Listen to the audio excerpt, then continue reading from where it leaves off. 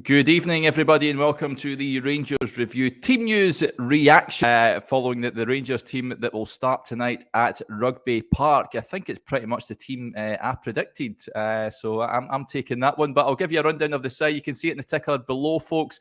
John McLaughlin, James Tavernier, Connor Goldson, Ben Davis, and Borna Barisic, Glenn Kamara, John Lundstrom and Scott Arfield in midfield, and the front three of Fashion Sakala, Ryan Kent and Alfredo Morelos. In fact, it's not my team because I had Malik Tillman in there and not Fashion Sakala. I'm joined this evening by Jonny McFarlane. Your initial reaction to the team, Jonny? Yeah, interesting. I got mine completely and utterly wrong. Not for the first time, Derek, it must be said. You look at that team and you think to yourself, well, there's a number of players that have been carrying knocks that are going out to play on the plastic pitch. But listen, Michael Beale knows better than me. Those players know better than me about how they're feeling and what sort of physical condition they're in. It's great that Ben Davies, for me, has made it to play in the game because I thought he might not. You've got that back four, I think, that's looked pretty settled, and especially the two centre-backs playing together. That's given Rangers a platform to build on in the last few games. So to see that retained, I think is obviously a good thing. John Lundstrom, Glenn Kamara, Scott Arfield, there's enough experience in there that they can cope with the fact that there's been a bit of change-up. You know, you've also got Ryan Jack on the bench if he needs to come on. So that's absolutely fine. And in terms of the forward lines, it's pretty much what Michael Beale has, is who's playing. It's good to see Alex Lowry in the substitutes, mate. I know there's been a lot of chat about a potential move away. Michael Beale himself poo-pooed that, said it wasn't correct. So I'm glad to see that he's back amongst the substitutes and available to cause an issue. I think Scott Wright maybe has a case, Derek, to be slightly perturbed. I thought he came on and did really well. But clearly Beale has selected the guys who have been in form and who he's preferred over the last few games. I clearly trust those players there. Now, Jonny, Joshua is at the game for us, but he's not joining me. Why? So we've got an issue when it comes to YouTube, guys, which is to do with copyright. You can't actually report from the stadium ahead of the game because what happens is the clubs play music, and then that music sees us get a copyright music strike. like that. That's my phone going off there. I've now got an Apple Watch, so that's my phone going off. Well, at least it's Guns N' Roses. At least it's Guns N' Roses and not adult music, as we heard in the BBC last night. Yeah, that was hilarious. So basically, we can't really very often do those videos anymore. So Josh, I phoned him and he said, "Look, no, there's no place for me to do this." So that's why you've got my ugly mug alongside you, Derek. Yeah, well, that'll do. So apologies, folks, if you were expecting Joshua. Hopefully, but he is at the game. He can come in post-match, mate. Yeah, absolutely. Let's get to some of the comments that are coming. Let's just give you a rundown of the substitutes as well for Rangers tonight, folks. Alan McGregor, Ryan Jack, James Sands, Scott Wright, Charlie McCann, Leon King, Adam Devine, Alex Lowry, and Malik Tillman. Jack Salmon says Tillman dropped. Don't think it's necessarily dropped, Jonny. I think it's rotating the squad and utilising the full squad. I think Tillman's played a lot of games. I don't necessarily buy into that he's been dropped for this one. I do imagine to see him at some point tonight. Yeah, well, I'll get to that, Derek. But just firstly on this one, pointing out that my ringtone is copyright also. So yeah, that copyright strike is probably inevitable, and that's a great point by Pigeon Strangler. Damn it! So yeah, we're going to have to probably do something about that. But in terms of ringtone, Jonny, I think it cost me 99p from the Apple Store, guys, so you can get it on there. I don't see Malik Tillman as being dropped. I just think it's one of those where you're looking to rotate a little bit your squads. I mean, Michael Beale's talked about it. They don't have the depth that they would normally have because of the injuries.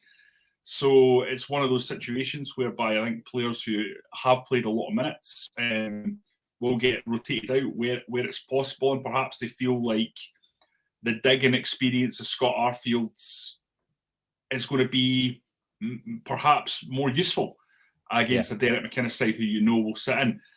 I'm surprised at that. I'll tell you a couple of reasons why. Number one, I think Malik Tillman's really good in the air. So he'll help at set plays, or he would have helped at set plays, as well as being a technical threat. So I would have obviously expecting him to be in, but clearly Scott Arfield has been given the chance there. And listen, it's hard to argue that he doesn't deserve it. He had that brilliant cameo against Aberdeen when he gets a double. I actually think Scott Arfield's form this season has been pretty good. He's not a player that looks like he's kind of diminished much in his older years. So, yeah, it's an understandable one that Michael Beale wants to give him a chance. And given we know that he's an influential player in the dressing room as well, he's a guy that you want to make sure he's getting some minutes in the legs every now and then. So I don't mind that at all. Yeah, PK saying Arfield the better option on this pitch in his opinion. Yoga Flame says Scott Arfield doesn't have the legs for 90 minutes. Really poor choice. So it's certainly dividing opinion. Arfield starting the game tonight. John Joe Senna says Jack not risked on the surface. Perhaps that may, I mean, we need to remember he did play 120 minutes on Sunday as well. You need to factor that in and you need to look after these players, of course. And Stephen Maxwell says, you get the first 15 seconds of music before the copyright check, so we should be fine for regards to the sweet child of mine blaring out there. That'll be okay. Daniel O'Donnell gets in touch. He says, disappointing not to see a young striker on the bench. We touched on this in this morning's show, Jonny. Asked Michael Beale this yesterday whether the lads from the B team might be promoted given the fact that there's no Kemar Roof and Antonio Cholak. But Michael Beale deeming it that he's quite happy with the options he's got on the bench. I think attacking wise, Malik Tillman, of course, can play more forward. Scott Wright as well, but there's no real out and out striker. So the onus is certainly on Alfredo Morelos to lead the line tonight and do the business. Yeah, and the interesting thing, Michael Beale did say to you when you asked the question that it would be a good time for the young strikers to perform. And I think they did perform. Tony Weston got one, Zach Lovelace got one, Robbie Ure got one. So the strikers scored, but clearly no one impressed Michael Beale quite enough to get in. And listen, that's going to be the way of it when you're a Rangers youngster. You need to kick the door in. Knocking at the door is not enough. You need to smash it down. So they're just going to have to keep on battling away. It is disappointing because you want to see these young players in. But you look at that Rangers team, it is very strong. And even, you look at that bench, there are players on there that I think, should things be going poorly, should things be frustrating, which is always possible against Derek McInnes' side, because he gets them organised, then you do have Scott Wright, you've got McCann, you've got Lowry, you've got Tillman. So that said, Derek, there isn't a striker on there. I know Tillman is classed as a number 10 or a number 8, depending on who you speak to, but he can play up top if needed. And obviously Fashion Sakala can move over to the middle as well. So I think there's enough options there to see them through. Yeah, and as Stuart Melvin rightly points out, McCann, King, Divine, Lowry on the bench, though molding enough youngsters. Yeah, exactly. Certainly. There is a lot of young blood on there. Although Jack says, I thought Divine would have got a chance today. I think he might come on at some point. We see him come on for Barisic, of course, on Sunday. I think he is more than capable of filling in for either James Tavernier or Borna Barisic, so it wouldn't surprise me if he came on at some point this evening. Interesting point coming in as well here. John Robertson is taking homage to your comment this morning, Jonny. He says, I'm still trying to get over Johnny's earlier comment. Sand should replace Davis in defence. The only person Sand should be replacing is someone on United Airlines back to the US. So pretty harsh there on old James Sands. But taking homage at your suggestion this morning. So all I would say, John, is I wasn't saying that I think James Sands is a better option than Ben Davies, just that because Ben Davies has had injury problems, that they might not want to risk him on a plastic pitch. That's all. So I'm glad that he's playing, because it shows that Michael Beale clearly feels he's robust enough to continue this run of form and this run of appearances. And I certainly really rate Ben Davies highly. I think he's a quality player, and Connor Goldson and him should form a partnership that should last over the next 3 or 4 years. I think while there may be a bit of flux around the Rangers team in some other areas, I look at those two centre-backs playing together and think that the club are in good hands there. Yeah, Yeah. Let's get to a few more comments that are coming in. First of all, Mark says, late again. Sorry, don't worry about it, Mark. We are late all the time, pretty much. So no fine with that one, but good to have your company on this Wednesday evening. D-Mac says, slightly concerned with that midfield. I think most Rangers fans are concerned with the midfield at the moment, whatever the combination is, Jonny. I think it's clear that reinforcements have to come in, bolster that midfield area. But for tonight, I think we both had Glenn Kamara coming back in. John Lundstram hasn't been at his best this season. I'm sure he'll hold his hand up and say that. He has been playing, nursing an injury as well, playing through the pain barrier. But that midfield trio, it looks like that the Kamara, Lundstram and Arfield, does that give you cause for concern at all? I know what people are saying, and I think it's one of those ones where once the game gets started, if we're seeing a battle of attrition, that there will be criticism around that midfield trio, because people kind of think of Glenn Kamara, John Lundstram as enforcers, as players who are kind of sitting at the base of midfield. Scott Arfield, he can kind of do both. He's a guy who can arrive late into the box. He's great at third man runs, but he's not a number 10, is he? Let's be honest. He can graft with the best of them. So, do you have an out and out creator in there? I don't really think so. No. I think it's a difficult one to criticise too much because there's not that many options, Derek. Do you just go with Tillman every time? You know, I think he's undroppable at the moment, but obviously he's been rested. He's been the thing is, you know, it could be that Malik Tillman has a knock. It could be as simple as that. He's had a bit of, you know, there's a flu bug going around. There's sickness everywhere, it seems. It could be that he's just picked up something. Michael Beale will talk about it on Sky, and we'll find out, you know, ahead of the game. But there isn't a lot of options. This is why we're constantly talking about every morning briefing why there is a need for Rangers to go out into the transfer market and buy midfielders. Again, today the debate was about, you know, we're now in the 18th of January. When the hell is this going to start accelerating? Players need to come in. But you pointed out in your piece this morning, Derek, and I totally agree with you. The most important thing for Rangers is not the next 12 days. It's the next 3 years. And any player that's coming in has to be someone, finally, that you put into this team and they improve it. That's what Rangers need more than anything else.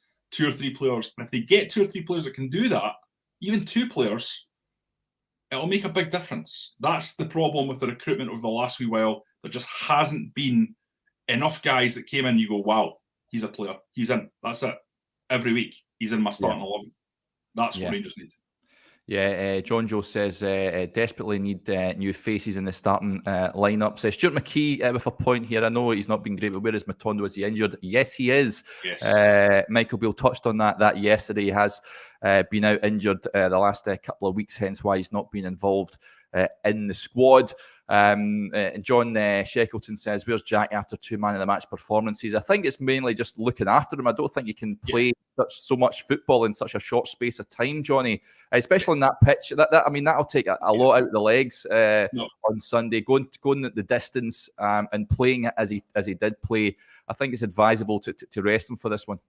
It's spot on. Ryan Jack has to manage his own body, and those at Rangers need to help him do that.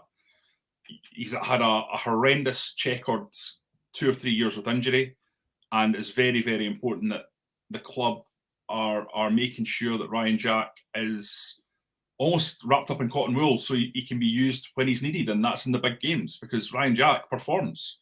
Ryan Jack scored in the cup final, scored the opening goal, the important goal that kind of set in motion winning that Scottish Cup. And then who else gets him back into the game in a Scottish Cup semi-final? Ryan Jack. He's always a guy for the big occasion. So I just wouldn't be taking chances with a guy like that, given his injury situation. And like you say, the plastic pitch just even more underlines why that would be a decision that the Rangers might want to take. Yeah, nice comment here from Andy M83 says, love the content, guys. I'm newish as of this season or so, but love it. Feel more in touch than ever with the club. Absolutely fantastic. Thanks for your kind words, Andy. There's a comment came in here. Connor says, Kel Lafferty on the bench. Surprised he hasn't started. I'm surprised as well, Connor. I'll give you that Kilmarnock team. It looks like they're lining up a 5-3-2. Sam Walker in goals for them. Daniel Armstrong, Joe Wright, Ash Taylor, Chris Stokes, and Ryan Alabiusu at the back, Alan Power, Liam Polworth, and Rory McKenzie in the middle, Christian Doidge and Kyle Vassell up top for them. So that's how Derek McInnes will line up his Kilmarnock side. And listen, that they have a really good record at home, Jonny. They're going to be formidable opponents. I think it's going to be pretty much like a Dundee United game up at Tannadice a week or so ago, where Rangers are going to have to try and break them down. I think they're going to be well organised. We know what Derek McInnes' side are like, and especially at home. Rangers have found it tough going at Rugby Park down the years, haven't they? So it's not going to be a gimme tonight. They're going to really have to dig deep and get the result. Yeah, absolutely. And we know what Derek McInnes' teams do. They're hard to beat. And tonight will be no different. You saw against Celtic on Saturday, they really gave them a good game. And really were quite composed throughout a lot of the game while they were defending deep. I look at that lineup, Derek, and I've got to say, I think to myself, the only thing that I'm slightly concerned about is set pieces. Now, I could say I'm slightly concerned about set pieces most weeks, but Christian Doidge is a player that I rate. I think if we're talking about Scottish Premiership sides, he's a guy who finds the back of the net quite regularly over the last few seasons. I know he's not exactly set the heather alight in terms of his performances for Kilmarnock since transferring from Hibs, but I do think he's good in the air and he's a danger in and around the box. You think to yourself, Ash Taylor's in there as well. Seen him score a good few headers with Aberdeen over the years. Power as well as a physical specimen in midfield. You know that the rest of their centre-backs, who I might not know that well, you know that it's Derek McInnes centre-backs. They're not going to be short in ball playing. They're going to be big and good in the air. So looking at that, Derek, I would say that the one area I think where they will get joy is if they get the ball thrown into the box at pace. And I think that's why John McLaughlin is playing as opposed to Alan McGregor, because that's what Derek McInnes' team's doing. Listen, Michael Beale knows that. He's been around the block. And if Danny O'Donnell's stats there are right, 5 goals from set pieces this season from Ash Taylor, it only underlines what I'm saying. Yeah, they're going to have to be careful, Rangers, tonight, especially from balls into the box. That may be the reason why John McLaughlin is back between the sticks. And we're not having this comment from Stuart Melvin. Derek, I'm sure Deirdre Barlow used to wear those glasses in Coronation Street. That's a yellow card, Stuart. That is a disgrace of a comment. These are Timberland spectacles.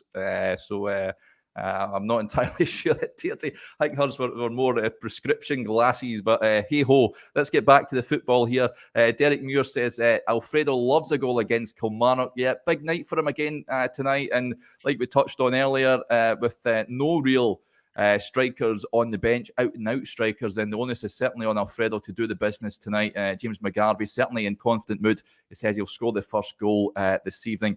Just a quick rundown of that team before we go, folks. It's John McLaughlin in goal, the back four of James Tavernier, Connor Goldson, Ben Davis and Borna Barisic, the midfield of Glenn Kamara, John Lundstrom and Scott Arfield, with Fashion Sakala and Ryan Kent supporting Alfredo Morelos up top. On the bench for Rangers this evening, Alan McGregor, Adam Devine, Leon King, Scott Wright, James Sands, Charlie McCann, Alex Lowry, Ryan Jack and Malik Tillman. Joshua Barry is at the game for us, folks. So he'll be there with the post-match reaction and what have you. And we'll get all the reaction from Michael Beale following the game on the website. Make sure you stay tuned to our website and our social media accounts for all the latest. Just a reminder as well, if you want to subscribe, if you haven't already done so, you can either subscribe. You can subscribe to both our YouTube channel, which is totally free, and also the website. We've got an offer on at the moment: £2 for 2 months worth of content. Head over to rangersreview.co.uk/subscribe. It's dead easy to sign up. Go and do it if you've got the time. Okay, folks, that'll do us there. But we'll speak to you a little later on. Hopefully your team wins. Bye for now.